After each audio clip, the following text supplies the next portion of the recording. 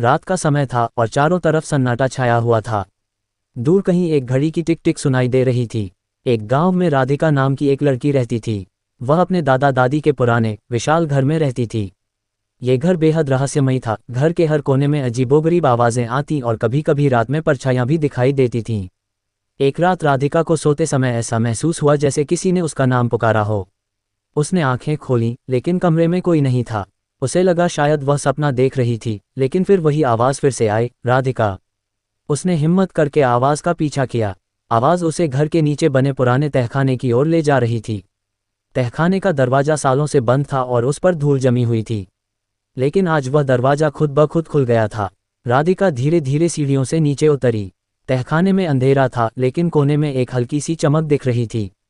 वहाँ एक पुरानी किताब रखी थी। उसने किताब उठाई और जैसे ही उसने उसे खोला, किताब के पन्नों से रोशनी की एक चमकीली लहर निकली और पूरे तहखाने में फैल गई। उसने देखा कि किताब के पहले पन्ने पर लिखा था, यहाँ छिपे हैं तुम्हारे पूर्वजों के रहस्य। सावधान, जो इस किताब को पढ़ेगा वह एक रहस्यमयी दुनिया में चला जाएगा जहाँ से लौटना नामुमकिन है। राधिका का दिल तेजी से धड़कने लगा। उसने किताब को वापस बंद किया और सीढ़ियों की ओर दौड़ पड़ी।